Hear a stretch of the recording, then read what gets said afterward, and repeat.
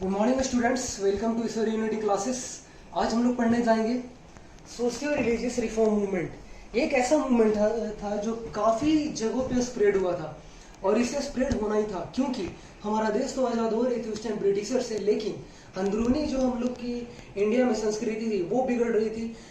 Women's जो थे, औरतों के साथ अत्याचार हो रहा था और कास्टिज्म काफ़ी ज़्यादा फैल रहा था, जिसके कारण हमारे रिलीजियस रिफॉर्मर ने काफ़ी ज़्यादा उत्साहित होकर प्रेरित किया लोगों को कि किस तरीके से लड़ना चाहिए इनके खिलाफ। तो एक एक करके हम लोग सब पढ़ते हैं। पहले ये दो पार्ट में डिवाइड हुआ। जैसे कि पहला जो पार्ट है उसका नाम था रिफॉर्मिस्ट मूवमेंट। इसमें हम लोग को पढ़ना है ब्रह्मो समाज,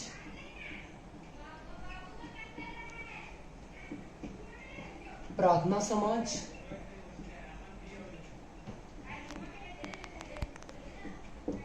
और जो दूसरा टाइप का मूवमेंट है उसे बोलते हैं रिवाइवलिस्ट मूवमेंट।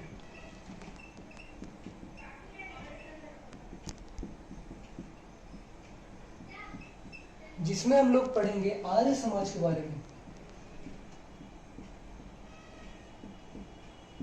और देवबंदी मूवमेंट।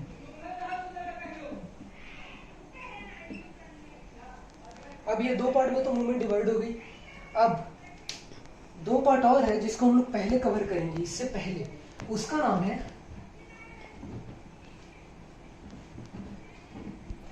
जिसमें हम लोग पहले पढ़ेंगे contribution of reformers in development of women. इसमें जो था बेसिकली फैक्टर हम लोग पहले देखते हैं। फैक्टर्स क्या हुआ करते थे कि औरतों और लड़कियों की शादी बहुत जल्दी हो जाती थी, जिसको जो पहला फैक्टर बना चाइल्ड मैरिज, जो कि काफ़ी दिक्कत हुआ करती थी।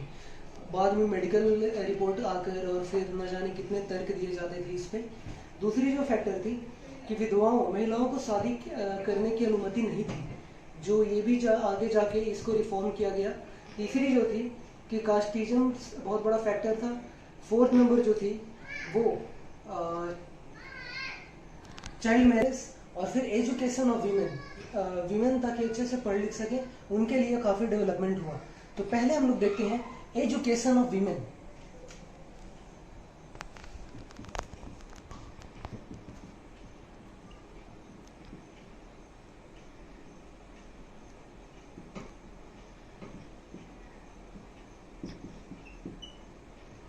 इसमें जो रोल प्ले करने वाले थे वो क्रिश्चियन मिशनरीज तो थे ही, जो ब्रिटिशर से आकर चार्टर एक्ट के द्वारा रिफॉर्म किए थे काफ़ी हद तक एजुकेशन को लेकर।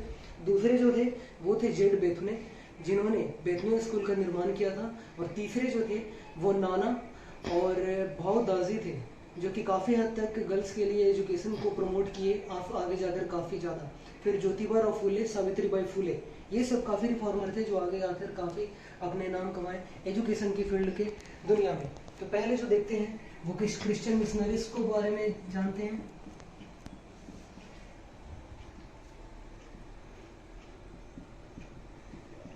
मैं शॉर्ट में लिख रहा हूँ, आप लोग जानते होंगे।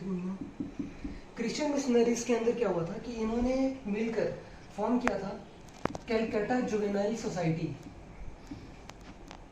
कैलकाटा जुवेनाइल सोसाइटी,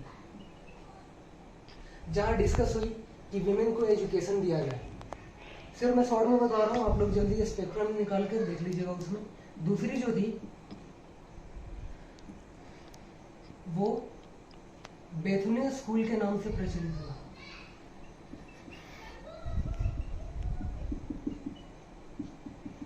ये फाउंड किया गया था, फाउंडेड बाय जेड बेथुने।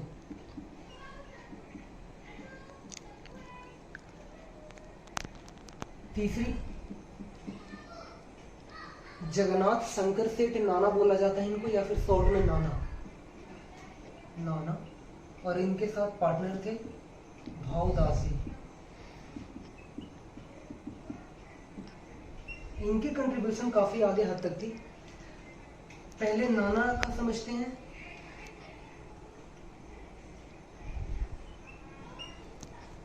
तो नाना ने फॉर्म किया था एक नेटिव स्कूल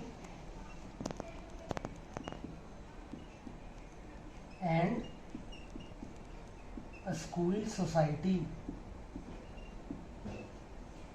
in Bombay. यही आगे चल के एल्फिंस्टन कॉलेज जो आज मुंबई में है इसको बोला जाता है। दूसरा स्टेप में हम लोग देखते हैं नाना का ही। दूसरा इनका जो रोल था वो था इंग्लिश मराठी स्कूल इन्होंने खोला था। Founder of English Marathi school, ये स्पेशली फॉर गर्ल्स के लिए था।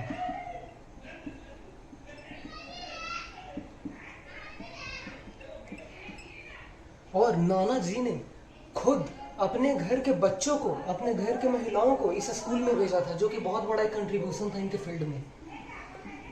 सेंड हिमसेल्फ चिल्ड्रन,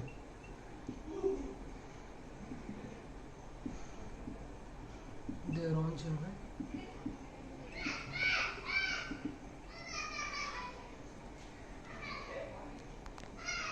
अब देखते हैं भाऊ दासी का रोल।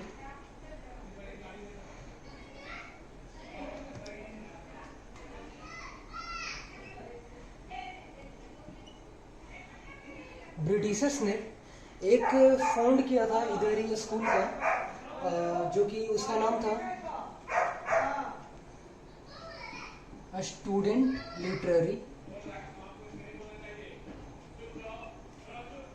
And scientific society.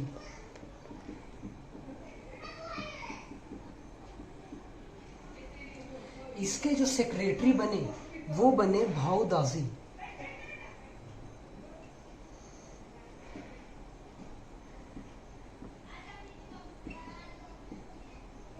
इसके जो सेक्रेटरी बने थे वो भाऊ दासी बने थे, जो कि अपना नाम इन्होंने किया था एजुकेशन के फील्ड में।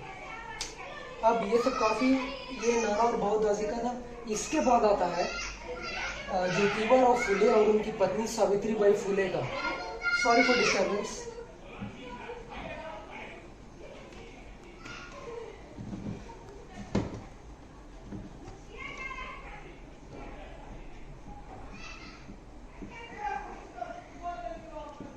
ज्योतिराव फुले एंड सावित्रीबाई।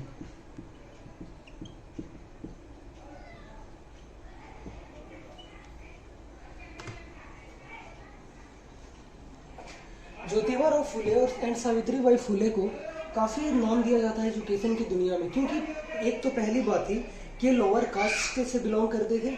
दूसरी बात, हिंदू ऑर्थोडॉक्सी को इन्होंने चैलेंज कर दिया था कि हम लोग काफ़ी कुछ खोल देंगे एजुकेशन के मामले में, स्कूल से लेके काफ़ी हद तक। और जो पहला जो एजुकेशन फील्ड में पढ़ा था उसका नाम था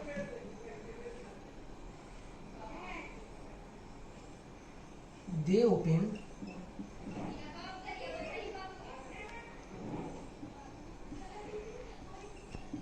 first school for girls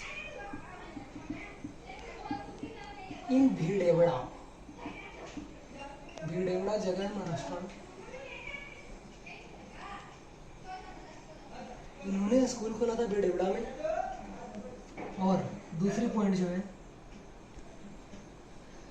Savitribai Phule जो है इन्हें बोला जाता है पहली head mistress of the modern India, क्योंकि इन्होंने स्कूल निर्माण करके वहाँ के हेड मिस्ट्रेस का अपने आप को जागरूक किया था। Savitribai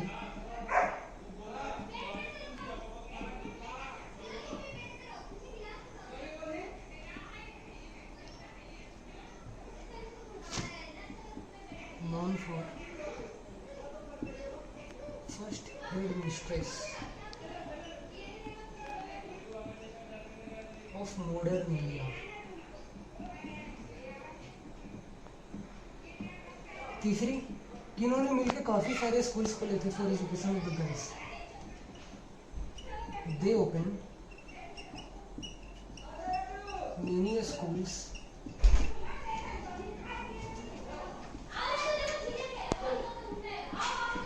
for girls. और जो स्टूडेंट दिन को पढ़ाई नहीं कर पाते थे क्योंकि चाइल्ड लेबर भी उस टाइम प्रिविलेंस था, इसकी जिसके कारण उन्होंने नाइट स्कूल्स का निर्माण किया था। तो 4 पॉइंट हो जाएगा, they both open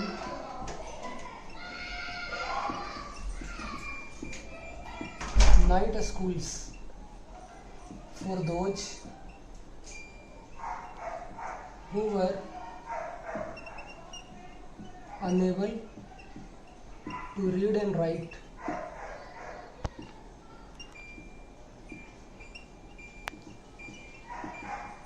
in morning। इनका बहुत बड़ा कंट्रीब्यूशन था एजुकेशन के फील्ड में। और एक और जो आता है उसे हम लोग बोलेंगे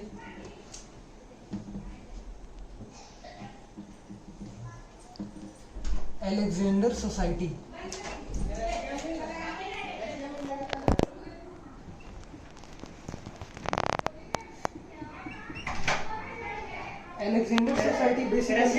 अलेक्जेंडर सोसाइटी जो कि पारसी के लिए बेसिकली था। ये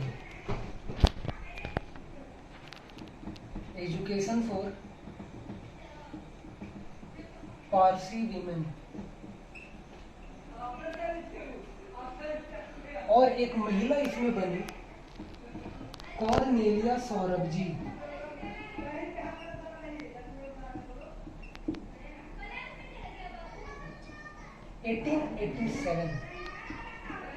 में इन्होंने बॉम्बे यूनिवर्सिटी से सबसे प्रथम ग्रेजुएशन हासिल किया था। फर्स्ट वीमेन हु ग्रेजुएटेड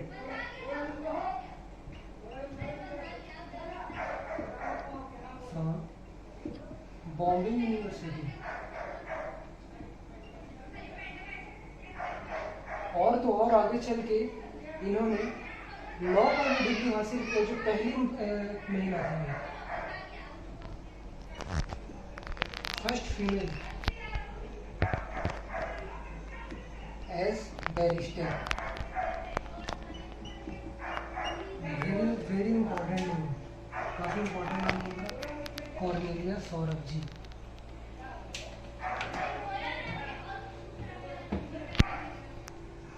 एक और फैक्टर हम लोग देखेंगे जिसमें हम लोग देखेंगे फीमेल इन्फेंटिसाइड। और फीमेल इन्फेंटिसाइड में हम लोग पढ़ेंगे बंगाल रेगुलेशन 1904-1897। अपर क्लास, ये सब कीवर्ड मैं बता रहा हूँ, Rajput Bengalis, register of birth. इसमें ऐसा ये हुआ था फीमेल इन्फेंटिसाइड में कि उस टाइम क्या होता था ब्रिटिशर्स के टाइम में कि औरतों को जैसे ही बच्ची पैदा होती थी उसको मार दिया जाता था या फिर उसको कहीं साइड कर दिया जाता था, जिसके कारण बोझ समझते थे लोग। तो इस आगे चल के रिफॉर्मर्स ने ये सोचा कि इसको कैसे कोई भी तरीके से रोका जाए, और उन्होंने बंगाल रेगुलेशन 1904 और 1897 के तहत फीमेल इन्फेंटिसाइड को इलीगल कर दिया। इलीगल अब से ऐसा प्रैक्टिस नहीं किया जाएगा। बेसिकली ये प्रैक्टिस होता था कहाँ, अपर क्लासेस में, जो कि राजपूत और बंगाली इसको प्रैक्टिस करते थे अधिकतर। और इसके बाद आगे चल के बोला गया कि रजिस्टर ऑफ बर्थ, अब जो भी बच्चे पैदा होंगे हर घर में उनको रजिस्ट्रेशन करवाना होगा।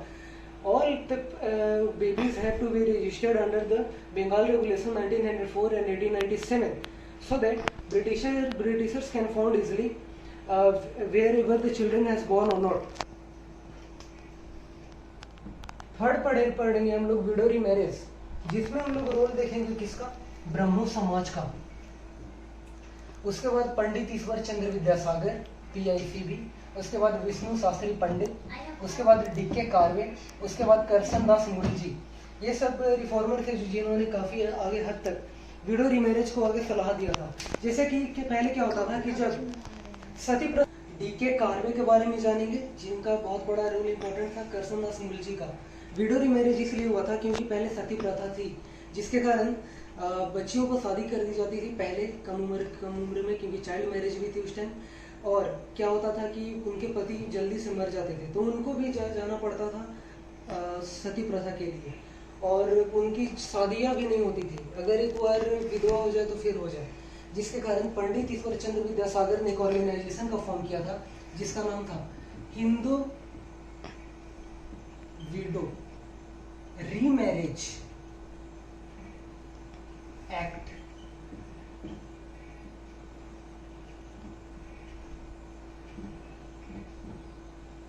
1850s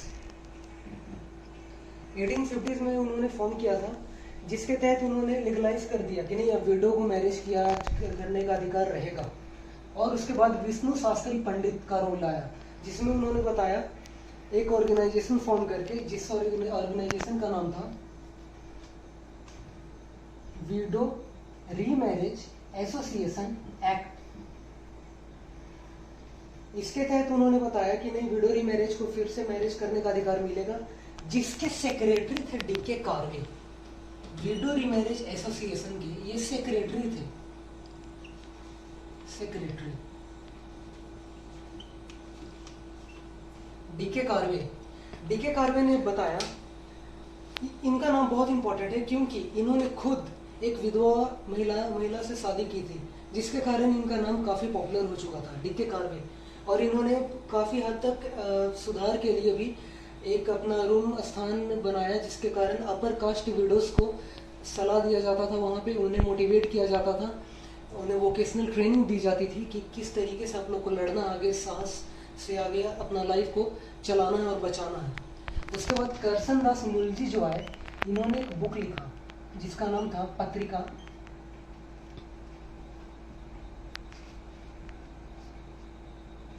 सत्य प्रकाश, सत्य प्रकाश, जो काफी आगे चल के पॉपुलर हुआ, जो कि विडो रीमैरिज पे था। विडो रीमैरिज में इतना ही, बाकी स्पेक्ट्रम में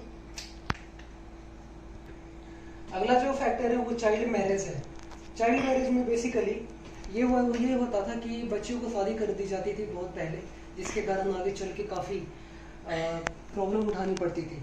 और जो पहला ऑर्गेनाइजेशन था उसका नाम था नेटिव मैरिज एक्ट या फिर चाइल्ड मैरिज एक्ट, इसी को बोला जाता है, जो कि आगे चल के ज्यादा पॉपुलर नहीं हुआ लेकिन फिर भी अपना छाप छोड़ दिए। दूसरा जो काफी वेरी वेरी इंपॉर्टेंट बना वो BM मलबारी के द्वारा किया गया था, जिन्होंने ऑर्गेनाइजेशन का फॉर्म किया था एज ऑफ कंसेंट एक्ट।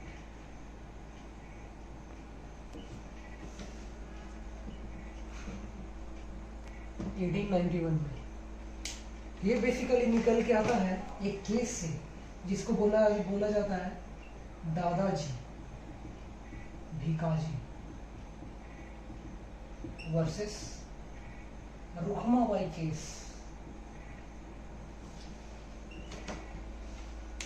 यहाँ पे एक ऐसा मैटर हो गया था कि रुखमाबाई एक बच्ची थी 11 साल की, जब उसकी शादी कर दी गई थी, लेकिन इसने काफ़ी विरोध किया और बोला कि मैं आगे चलकर और पढ़ूंगी। लेकिन दादाजी जब भिकाजी को पता चला कि मेरी तो शादी ऑलरेडी हो गई, रुखमाबाई आ नहीं रही है, तो उन्होंने बॉम्बे हाई कोर्ट में पिटीशन फाइल किया कि रुखमाबाई को बुलाया जाए मेरे पास वापस एज अ वाइफ। लेकिन रुखमाबाई ने इसे प्रोटेस्ट किया। फिर आगे चल के सपोर्ट करने वाले तो ब्रिटिशर्स आए ही रुखमाबाई को, लेकिन आगे चल के और 2 कर्नल आए थे जिन्होंने दादाजी भिकाजी को सपोर्ट किया, और रुखमाबाई को ये वार्निंग दी गई कि अगर आप नहीं आते हैं दादाजी के पास तो फिर आपको सजा का हकदार मिलेगा। जिसके कारण रुखमाबाई ने एक केस को फाइल किया और वो जीत गई, जहाँ पे कंजर्वेटिव जो हिंदू थे वो भी बोले कि नहीं रुखमाबाई सही अपनी जगह, आगे चल के बहुत बड़ा छाप छोड़ेगी। जिसके कारण इन्होंने बोल दिया था कि चाहे मुझे आप फांसी दे दो, नहीं तो फिर मैं पढ़ाई करूँगी खुद की। तो इनका जीत हासिल हुआ था, जो कि काफ़ी चल के फेमस हुआ था, रुखमाबाई केस इसको बोला गया। इसी पे आया था। ये बेसिकली पूरा जो बैकग्राउंड है, जो जितने हम लोग समझे, वो BM मलबारी के द्वारा लॉन्च किया गया था पूरा। इनका नाम वेरी इंपॉर्टेंट है, बहुत अच्छी इंपॉर्टेंट है। और आगे चल के फिर ये मेडिकल लेडी बनी फर्स्ट इंडिया। आगे चल के काफ़ी सलाहकार बनी, काफ़ी आगे चल के चाइल्ड मैरिज के लिए अपना लेक्चर दिए, जो काफ़ी हद तक पॉपुलर हो गया था। Thank you for all these factors, and we will discuss about all the things scenario about the caste system next video, in which we study about how the caste system prevailed and what was the role of the reformer at that time, that casteism will be uprooted from the India. Thank you.